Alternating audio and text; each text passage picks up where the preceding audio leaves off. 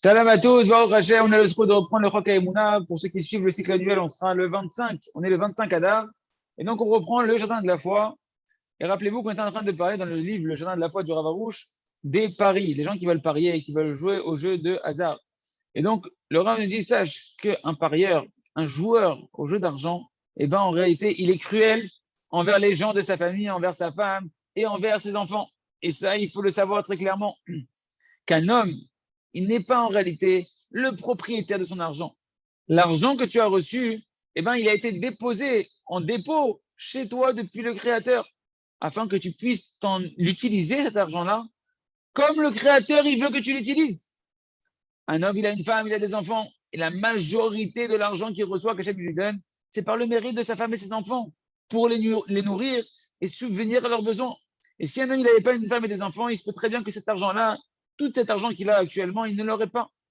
Et qui t'a autorisé maintenant de prendre cet argent-là, que le Créateur il t'a donné pour nourrir ta femme et tes enfants, et maintenant aller jouer à des jeux de hasard avec cet argent-là, à faire des paris avec cet argent-là?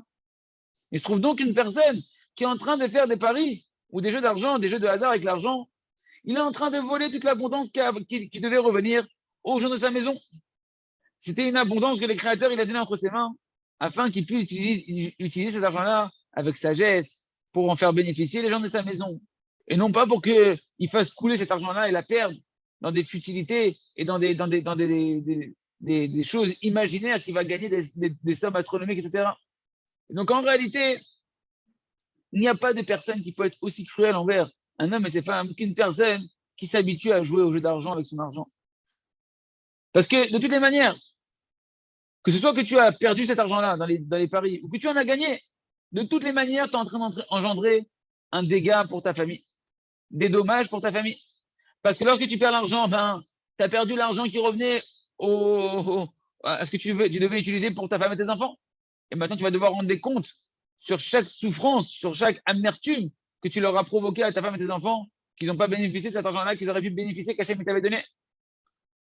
Et entre-temps, dans le ciel, eh ben, il y a des accusations parce que tu as mal utilisé l'argent qu'il t'a donné à Kadosh Baruch Hu, et ça crée des accusations qui peuvent amener sur un homme des souffrances que Dieu nous en préserve. Et même si on veut voir l'autre côté de la pièce, c'est-à-dire quoi? Que maintenant, même si tu as gagné de l'argent en pariant de l'argent dans des jeux d'argent, tu n'as rien gagné de tout ça. Parce qu'au final, non seulement tu n'as pas gagné plus que ce qui devait te revenir dans l'année, on a dit que tout l'argent d'un homme est fixé à Rosh Hashanah, tout ce qui va gagner durant cette année, c'est fixé à Rosh Hashanah, donc tu as reçu ce que tu devais recevoir, tu n'as rien gagné par ici. Mais le problème, c'est que ici, en plus, tu as fait venir cet argent que tu devais recevoir, mais tu as choisi un chemin, un canal pour amener cet argent-là, qui est un chemin qui est interdit. Hachem, il a interdit de jouer au jeu d'argent, de s'habituer à jouer au jeu d'argent. Et donc, dans cet argent-là, il n'y a pas de bénédiction. Tu as gagné ce que tu devais gagner, et il n'y a pas de bénédiction. Et donc, à cause de ça, hein, les gens de ta famille, ils vont avoir des souffrances qui vont provenir de cet argent-là. Et donc, ça va être une perte pour eux.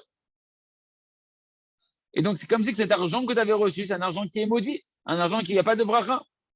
Et tout cet argent-là, c'est un argent qui est rempli de honte de honte, parce qu'elle est arrivée par un canal dégoûtant qu'on appelle le canal des paris et des jeux d'argent.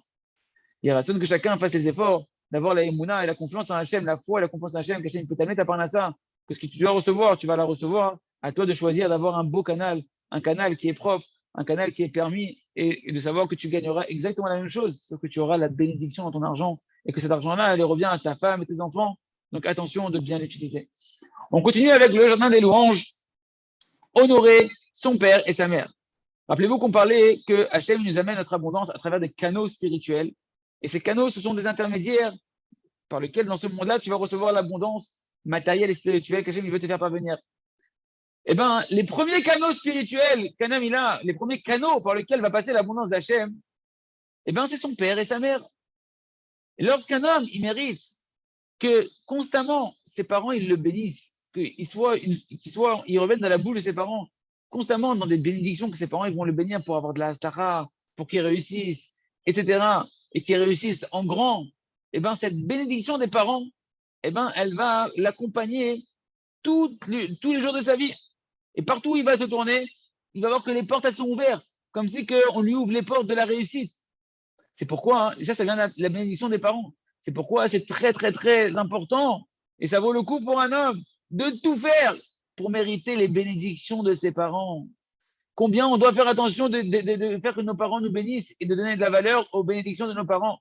Et même Esav, Aracha, le fauteur, le mécréant, le frère de Yaakov Avinu, il avait conscience de ce secret-là.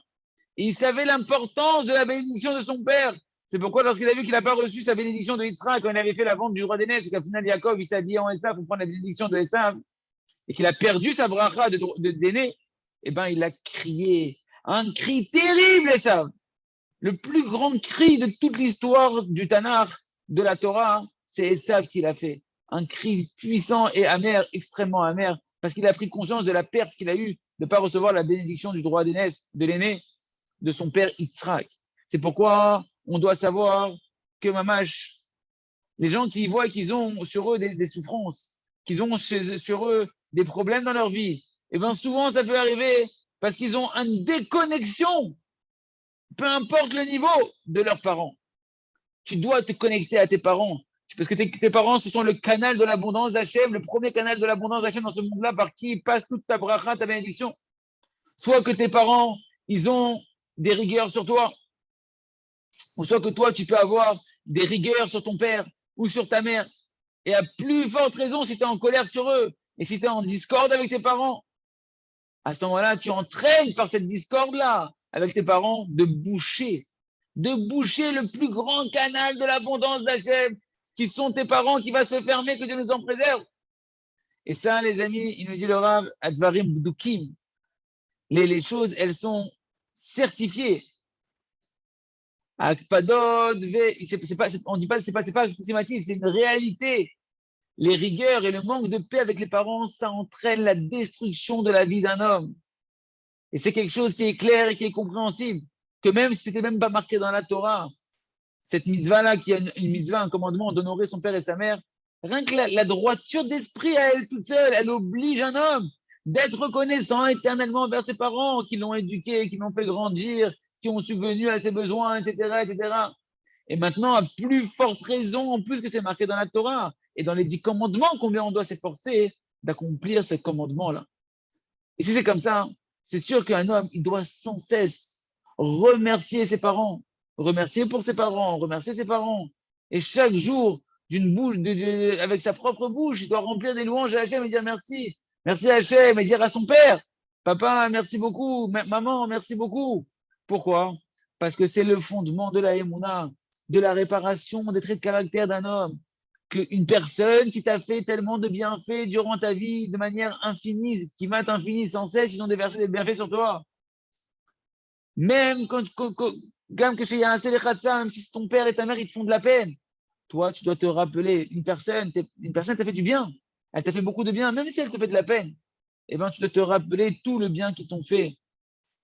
Et tu dois, grâce à ça, chercher à supporter la colère que tu peux avoir, que tu aurais pu avoir sur eux qui sont en train de t'attrister.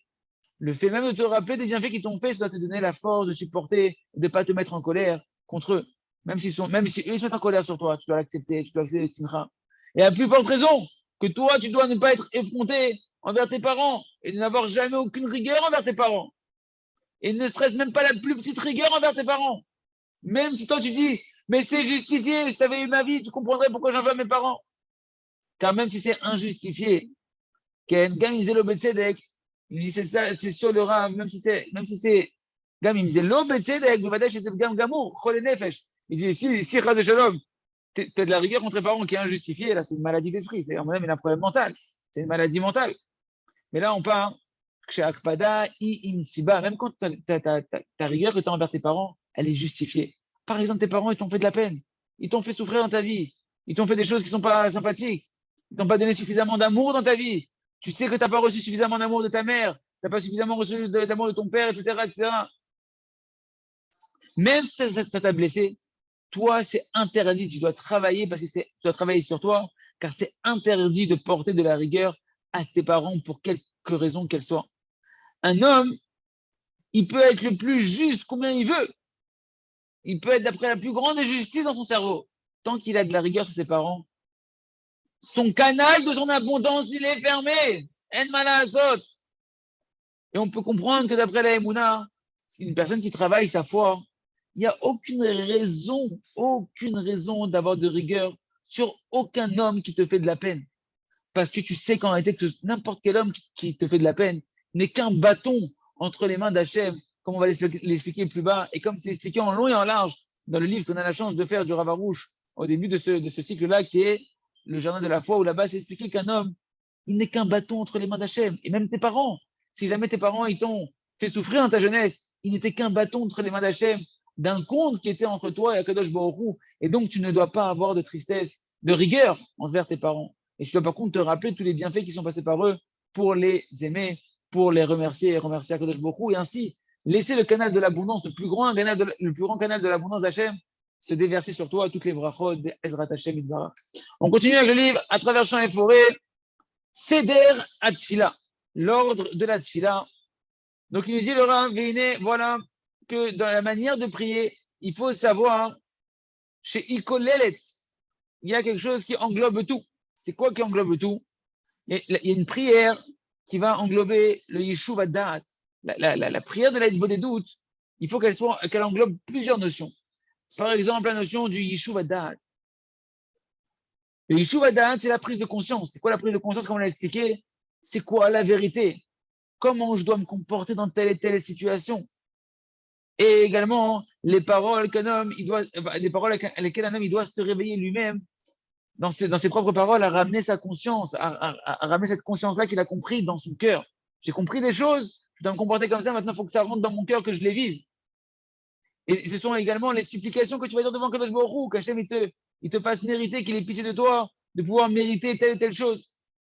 Comment Kahen, là, il me dit la prière, elle doit englober également le remerciement, la Hilbo des doutes, elle doit englober également le remerciement à Hachem sur les miracles que tu as déjà eus, sur l'aide divine que tu as déjà reçue pour tel et tel sujet, sur le fait même que tu as réussi à tenir bon, de pouvoir prier chaque jour devant Kadosh Baruch Hu. Sur ça, tu dois remercier, c'est un miracle extraordinaire de faire Hilbo des doutes tous les jours, de venir toujours devant Kadosh Baruch Hu.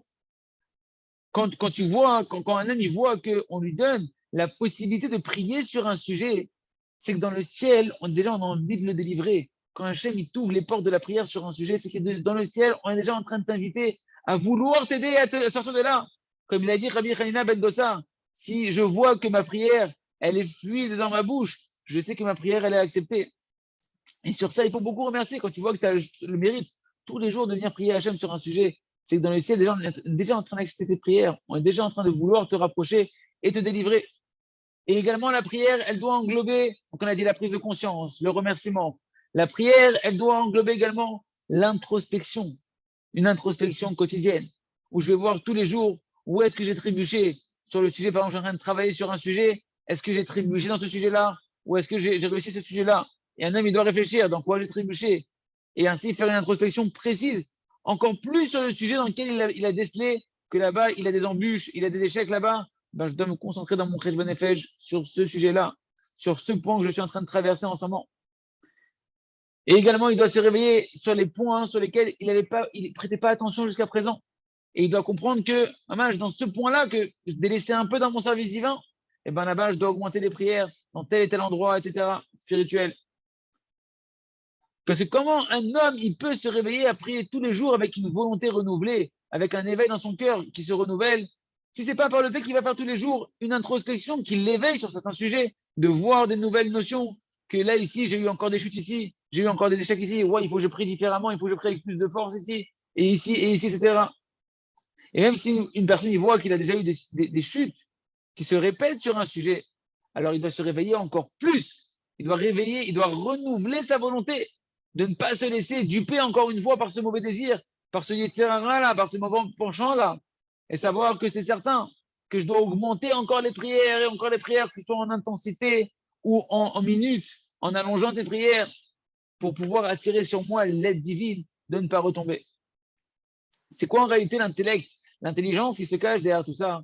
C'est cette fameuse phrase de la Gemara qui nous dit que si Akadosh Baruch Hu ne me venait pas en aide, alors je ne pourrais pas vaincre mon mauvais penchant. C'est pourquoi il faut tout simplement demander l'aide à Hachem. Hachem, aide-moi, maître du monde. Sans ton aide, je ne suis rien.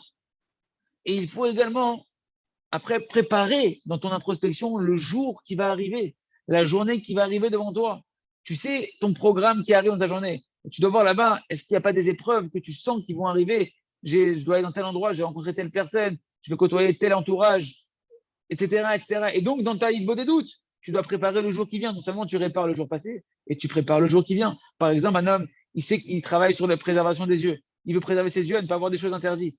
Et que demain, il sait qu'il a un mariage. Il va se rendre à un mariage où là-bas, il va rencontrer de la famille. Il va devoir voyager, par exemple, dans tel et tel endroit. Eh bien, il doit prier pour le jour qui arrive. Hachem, aide-moi que dans les endroits où je vais aller, que là-bas, maman, je ne sois pas consumé, brûlé par des regards interdits.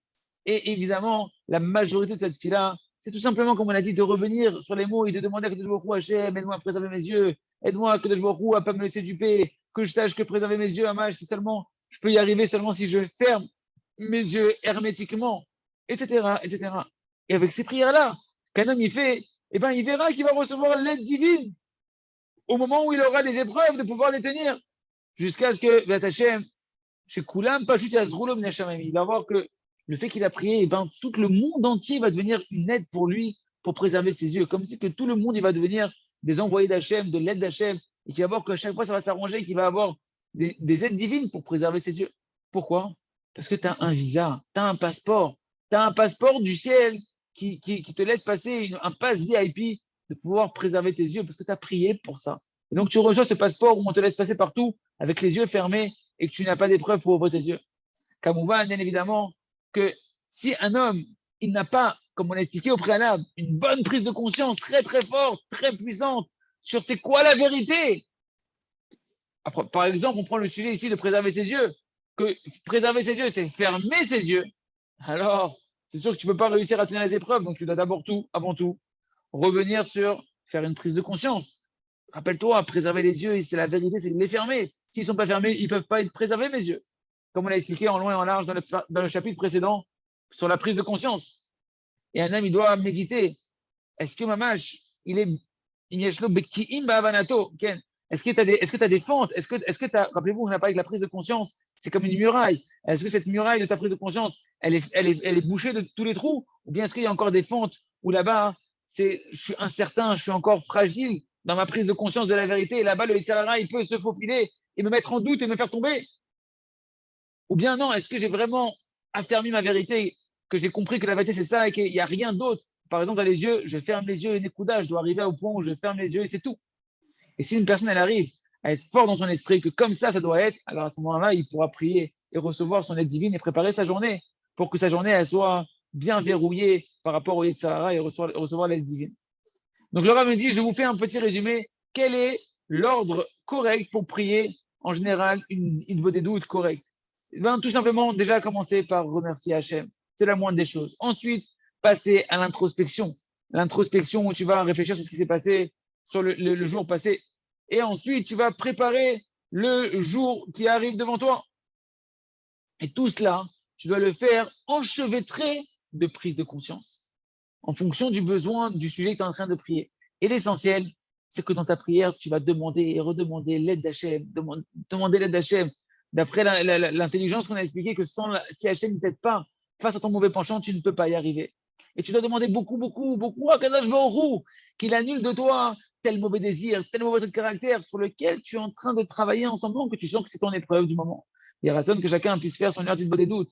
Et dans cette heure du des doutes, remercier et s'introspecter sur le jour passé et préparer le jour futur et puis travailler sa prise de conscience et demander l'aide d'Akadosh Baruch Hu. Et comme ça, Hachem, chacun va pouvoir nettoyer le jour passé, préparer le jour futur, avoir l'aide divine et s'élever de niveau en niveau, Hachem. On continue avec le jardin de la sagesse, avec notre commentaire sur le conte du Chacham et du Tam. On reprend les mots du conte de Rabbi Nachman, le sage et le simple. Et on avait dit, lorsque le sage, le simple, il voyait que l'intention de ceux avec qui il parlait, ce n'était pas de la moquerie, alors il leur disait, non, lorsqu'il voyait qu'au contraire, il voulait se moquer de lui, alors il leur disait la phrase suivante, qu'est-ce que tu vas gagner de te moquer de moi? Que tu te prends plus intelligent que moi par ta moquerie? N'est-ce pas que quand tu fais ça, en fait, c'est toi l'idiot? Parce que tu es plus intelligent que qui? Moi, je suis qui, moi? Moi, je suis rien. Quand tu es plus racham que moi, quand tu te prends par ta moquerie, plus intelligent que moi, au contraire, tu es en train de montrer ta bêtise. Parce que tu t'es dit que tu es plus intelligent que qui? Que moi, je me considère comme rien, moi. Donc, tu es mieux que rien et tu es content d'être mieux que rien. C'est de l'idiotie, ça. Et en réalité, voilà, on finit les mots du conte et on reprend maintenant le commentaire du Rav Arush et Yechie, le Briut Tana, Besimcha, Ben Shana. Donc après que le simple de notre histoire, il avait mis en garde les gens qui étaient autour de lui, de attention, on se parle, mais on ne se moque pas. Et automatiquement, quand il comprenait maintenant que, eh ben, en parlant avec eux, יכול הוא פשוט לשתוק, מחילה. ממילא הוא הבין שאי אפשר לנהל שיחה עמם, ויכול היה פשוט לשתוק, כן. אבל הוא החליט להעמיד אותם על מקומם מתוך רחמנות. כן, quand maintenant il leur avait dit ça, il aurait pu tout simplement arrêter de parler avec eux. S'il se moque de lui, il aurait pu arrêter de parler avec eux, il aurait pu se taire, vezéou. Mais lui, il voulait, mamash, dans la pitié qu'il avait pour eux, il voulait les aiguillonner un petit peu dans le bon chemin.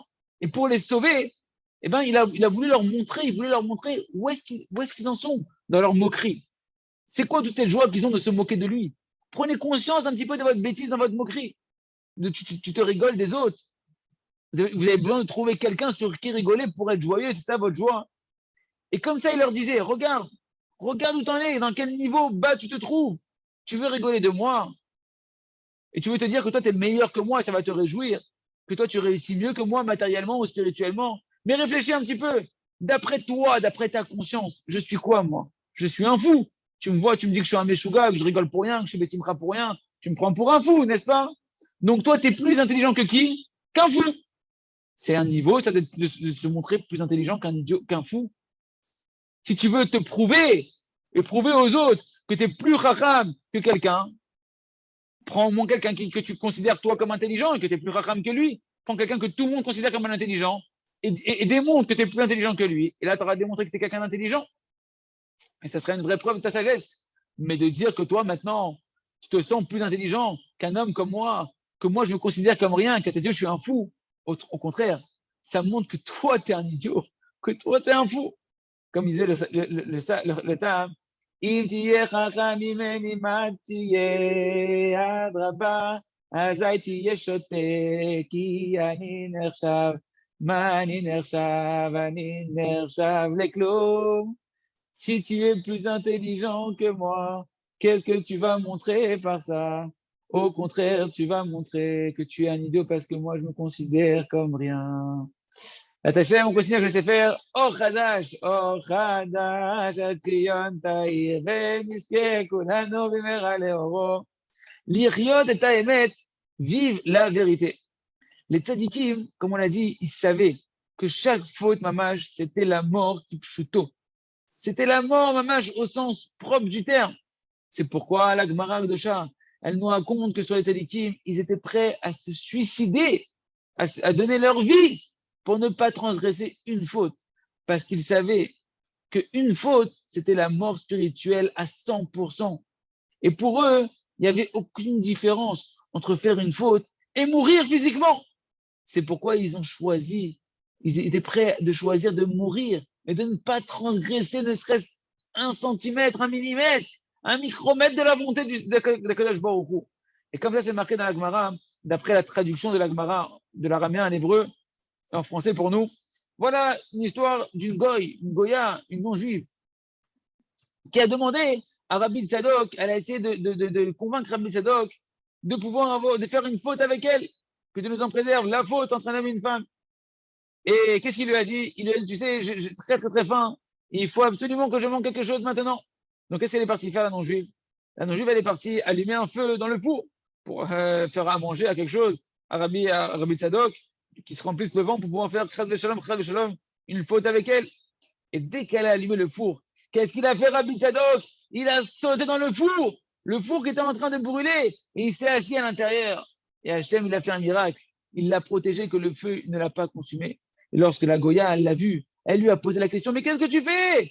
T'es fou, tu te mets en danger. Qu'est-ce que tu fais une chose pareille? Qu'est-ce qu'il lui a dit, Rabbi Tzadok? Il dit, c'est lui qui fait une telle avéra d'aller avec une femme qui lui est interdite, une non-juive. Eh bien, il tombe dans le feu de l'enfer. C'est pourquoi je préfère moi tout seul me jeter dans le feu physique plutôt que d'aller brûler dans le feu de l'enfer. Et elle lui a dit après la Goya, si je savais qu'une faute, que d'aller avec moi, c'est une faute aussi grave pour toi, à tes yeux, je ne t'aurais pas fait autant de peine, je ne t'aurais pas poussé à te jeter dans le feu. Et comme ça, raconte Agmara que Rav Kahana, il allait il passait d'une maison à une maison. C'était un commerçant qui passait de maison en maison pour vendre sa marchandise. Et dans une des maisons dans lesquelles il s'est arrêté, voilà qu'il y avait aussi là-bas une femme, une goy, une non-juive, qui a commencé à vouloir le séduire pour faire une faute avec elle. Et c'était une femme mamash honorable qui avait du pouvoir, qui aurait pu, qui chez Akhlal et Ayem, elle pouvait comment on appelle ça, le, les Ayem, c'est-à-dire qu'elle pouvait le menacer. Elle pouvait le menacer de le tuer, d'avoir le pouvoir d'utiliser d'autres moyens pour le tuer s'il n'acceptait pas sa requête d'aller avec elle. Qu'est-ce qu'il lui a dit, Rav Kahana? Il lui a dit, attends, je dois aller me préparer pour ça. Si il se passait quelque chose, il faut que je me prépare. Il est monté en haut du toit de sa maison, Kaviachol, pour aller se préparer là-bas, à faire ce qu'elle voulait, Chal Shalom, et il a sauté du toit. Il s'est jeté, c'est comme nous on appellerait ça un suicide, il s'est jeté du toit. Et immédiatement, quand il a sauté, il y a Eliaou Hanavi, Zachor Letom, Eliaou Hanavi, qui est venu, qui a volé et qui l'a attrapé en chemin. Et qui lui a dit, Chaval, c'est dommage que tu t'es mis dans une telle épreuve. Qui par ça, parce que on t'étant mis dans cette épreuve-là, de devoir rentrer avec cette femme-là, et tu t'es jeté, maintenant tu as dû jeter par la fenêtre, tu m'as fait faire un voyage de 400 par Saot, c'est une distance extraordinaire de nombre de kilomètres énorme qu'il a dû voler en un seul instant pour pouvoir venir le sauver. Voilà la fin de la Maséchet, de l'extrait de la Gemara de Kiddushin, page 40. Qu'est-ce qu'on voit ici, les amis? On voit ici que les Tzadikim, ils sentaient véritablement qu'ils préféraient se suicider, mourir, plutôt que de faire une avéra, une faute grave. Et ici, on voit ici également, on peut voir aussi, on apprend ça ici également, de l'histoire connue sur Rabbi Mathia ben Harash. Rabbi Mathia ben Harash, qu'au moment où il a vu qu'il allait succomber à l'épreuve avec une femme, de la voir, rien que de la voir, il n'avait jamais vu une seule femme. Eh bien, il a pris des clous, des broches de fer qu'il a trempé que son serviteur a trempé dans le feu, jusqu'à ce qu'ils deviennent blancs, rouges et blancs, et il s'est crevé les yeux, comme c'est marqué dans le Yakut Midrashim. Et voilà, ça, c'est vraiment quelque chose qui était surnaturel. Et parce que pour lui, Mamash, non, pour lui, c'était quelque chose de naturel. Pour lui, c'était quelque chose de naturel, Mechila. C'était une évidence pour lui qu'il n'y a aucune possibilité de transgresser la volonté d'Akadosh Baruch Hu. Et tout ça, il a pu le faire parce qu'ils sentaient, les Sadikim, ils sentaient véritablement. Mamash, ils sentaient, parce que eux, vu ils sentaient le danger de la faute, parce qu'ils étaient propres, ils étaient purs des mauvais désirs. Ils étaient complètement nettoyés des mauvais désirs. Parce que leur prière, c'était une prière très, très forte. Ils avaient une prière dans le spirituel qui avait une puissance extraordinaire. C'est pourquoi ils sont arrivés à de tels niveaux spirituels extrêmement élevés. Parce que les Tanaïm, les Amoraïm du temps de la Mishnah et de la Gemara, ils pouvaient faire revivre des morts. Ils méritaient d'abord des dévoilements de Eliyahu Hanavi. Mais il faut savoir que même eux ne sont pas nés avec un état de pureté et de Kedusha comme on pourrait l'imaginer qu'ils ont atteint. Il n'y a pas de réalité comme ça. Chacun, même le plus grand des tzaddik, même tout être humain, quand il naît avec ses mauvais désirs, il naît avec ses mauvais traits de caractère. Même David Ameller, il a écrit lui-même dans Tehillim 51, verset 7, j'ai été conçu dans la faute, et dans la faute, ma mère, elle m'a enfanté. Chaque tzaddik, tous les tzaddikim, c'était des êtres humains, mais ils avaient un chemin unique pour pouvoir changer, opérer des véritables changements sur eux-mêmes à travers la multiplication des prières. Les tzadikim, ils sentaient et ils vivaient la vérité, que chaque faute, c'est la mort en elle-même. C'est pourquoi ils criaient à Hachem de toute leur force qu'il annule les mauvais désirs. Et ils criaient comme ils criaient sur la vie. Et c'est ça l'histoire de la Gemara qu'elle nous raconte la Gemara. Elle nous raconte comment Rabbi Tzadok, Rav Kahana, comme on l'a vu, ils ont mérité ce qu'ils ont mérité. Et ça, ils l'ont mérité par la tfila, par la hitvo des doutes. Ils ont multiplié ça par la multiplication des prières. Comme il a dit Rabbi Nachman de Breslev, que chaque tzaddik, il a atteint son niveau. Par Ruach Kodesh, il a vu Rabbi Nachman de Breslev que chaque tzaddik, il a atteint son niveau par la prière et la hitvo des doutes.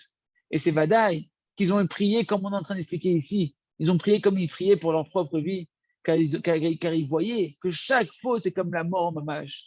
Et c'est pourquoi ils étaient prêts à mourir plutôt que de transgresser la volonté d'Hachem. C'est pour ça qu'ils priaient sur les fautes, sur les mauvais de caractère, comme on prie sur la vie et la mort. Et un seul chiniské, les kolzé, et de pouvoir se nettoyer de tous les mauvais de caractère, tous les mauvais désirs, et de monter de niveau en niveau, chazak, velit